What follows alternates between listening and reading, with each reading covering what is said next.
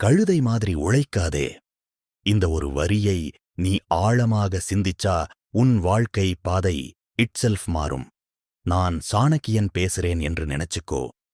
உன்னோட நேரம், உன்னோட ஆற்றல், உன்னோட சிந்தனை, இந்த மூன்றும் தான் உன் உண்மையான செல்வம். ஆனா நீ என்ன பண்றேன்னா, அந்த செல்வத்தையெல்லாம் வேற யாருக்கோ கொடுத்துவிட்டு சின்ன சின்ன பணத்துக்காக நாள் முழுக்க உழைக்கிறே. உழைப்பு தவறில்ல, ஆனா யோசிக்காம உழைப்பதுதான் பிரச்சனை. ஒரு கழுத தினமும் சுமை தூக்கும், ஆனா அது எப்போவும் அதே இடத்தில்தான் இருக்கும். அது சுமை குறையாது, வாழ்க்கை உயராது. அதே மாதிரி நீயும் உன் வாழ்க்கையில தினமும் பிஸியாக இருக்கலாம். ஆனா முன்னேற்றமில்லன்னா அது உழைப்பு இல்ல, அது அடிமைத்தனம். பணம் முன்னேற்றம் வரணும்னா முதல்ல நீ உன் நேரத்தை மதிக்க கற்றுக்கொள்ளணும். யாராவது உன்னை பிஸி ஆக்குறாங்கன்னா நீ வளர மாட்டே. நீ உன் வாழ்க்கைய கண்ட்ரோல் பண்ணணும், இல்லன்னா வாழ்க்கை உன்னை கண்ட்ரோல் பண்ணும். வேலை செய்யாதேன்னு நான் சொல்லல, ஆனா வேலை பண்ணும் விதம் மாறணும். உன் உழைப்புக்கு ஒரு அர்த்தம் இருக்கணும், ஒரு டைரக்ஷன் இருக்கணும், ஒரு கோல் இருக்கணும். இல்லன்னா நீ ஓடிக்கிட்டே இருப்பே, ஆனா எங்கே போறேன்னு தெரியாது. இதுதான் பலருடைய வாழ்க்கை. அவர்கள் களைப்பாக இருக்கிறார்கள், ஆனா திருப்தி இல்ல. அவர்கள் சம்பாதிக்கிறார்கள், ஆனா சுதந்திரம் இல்லை. அவர்கள் வாழ்கிறார்கள், ஆனா உயிரோட இல்லை. நீ உன்னையே ஒரு கேள்வி கேள். நான் இப்போ செய்ற வேலை என்னை 5 வருடத்துக்கு அப்புறம் எங்கே கொண்டு போகும்? இந்த ஒரு கேள்விக்கே உனக்கு பதில் இல்லன்னா நீ பாதைய மறந்துட்டு இருக்கிறாய். நான் சொல்றேன், உன் வாழ்க்கையை மாற்ற பெரிய விஷயங்கள் வேண்டாம். சின்ன சின்ன மாற்றங்கள் போதும். காலையில எழுந்தவுடனே கைபேசிய பிடிக்காதே. உன் மூளை எப்படி வேலை செய்யுது என்பதை அப்சர்வ் பண்ணு. உன் நாளை நீ டிசைன் பண்ணில்லன்னா மற்றவர்கள் உன்னால டிசைன் பண்ணிடுவாங்க. உன் நேரம் யாருக்கும் ஃப்ரீயாக கிடைக்கக்கூடாது. அது உன் வாழ்க்கையின் கரன்சி. அதை எங்கே செலவு பண்றேன்னு கவனமாக இரு. ஒரு மனிதன் தினமும் கல்லை உடைக்கிறான், இன்னொருத்தன் அதே வேலைய செய்றான். ஆனா அவன் மனசுல ஒரு கோவில் கட்டுறேன் என்று நினைக்கிறான். இருவரும் ஒரே வேலை, ஆனா இரண்டாவது மனிதன் வாழ்க்கை மீனிங்ஃபுல். ஏன்னா அவனுக்கு விஷன் இருக்கு. அதனால அவன் சோர்வடைய மாட்டான். நீயும் உன் வேலைக்கு மீனிங் கொடுக்கணும், இல்லன்னா அது உன்னை உடைத்துவிடும். பணம் கெட்டது இல்லை, அது ஒரு நல்ல அடிமை, மோசமான எஜமான். நீ அதை எப்படி பயன்படுத்துறேன்னு தான் முக்கியம். பல பேர் சம்பாதிப்பதற்காகவே வாழ்கிறார்கள், ஆனா சில பேர் வாழ்வதற்காக சம்பாதிக்கிறார்கள். இந்த 2 பேருக்கும் உள்ள வித்தியாசம் வாழ்க்கை தரத்தில் தெரியும். நீ எப்போதும் செகண்ட் கேட்டகரியில இருக்கணும். அதற்கு உன் இன்கமுக்கு ஒரு சிஸ்டம் அமைக்கணும். சம்பாதிச்சதும் முழுக்க செலவு பண்ணாதே. ஒரு பகுதியை சேமி, ஒரு பகுதியை முதலீடு பண்ணு, ஒரு பகுதியை உன் ஸ்கில்லுக்கு செலவு பண்ணு. ஏன்னா உன் ஸ்கில் தான் உன்னை உயர்த்தும். லேர்னிங் நிறுத்தாதே. உலகம் வேகமாக மாறுது. நேற்று வேலை செய்தது இன்றைக்கு வேலை செய்யாது, இன்றைக்கு வேலை செய்ததுனாலேயே வேலை செய்யாது. அதனால் நீ உன்னையே அப்டேட் பண்ணிக்கிட்டே இருக்கணும், இல்லன்னா நீயே ஆப்சலீட் ஆகிடுவே. கன்சிஸ்டன்சி தான் உன் சீக்ரெட் வெப்பன்.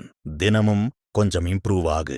ஒரு வருடத்துக்கு அப்புறம் நீயே உன்னை அடையாளம் காண முடியாது. டிஸ்ட்ராக்ஷன்ஸ் தான் இன்றைய மனிதனின் பெரிய எதிரி. கைபேசி, சோஷியல் மீடியா, அன்னெசரி பேசல்கள், இவையெல்லாம் உன் நேரத்தை திருடும். நீ அதை கண்ட்ரோல் பண்ணலனா அது உன்னை கண்ட்ரோல் பண்ணும். டிசிப்ளின் இல்லாம ஃப்ரீடம் கிடையாது. நீ உன்னையே கட்டுப்படுத்த கற்றுக்கொள்ளணும். நான் உன்னிடம் கேட்கிறேன், நீ உண்மையிலேயே என்ன வேண்டும்? பணமா, அமைதியா, சுதந்திரமா, இல்ல எல்லாமா? பதில் எல்லாம்னா நீ அதற்கான வாழ்க்கையை உருவாக்கணும்.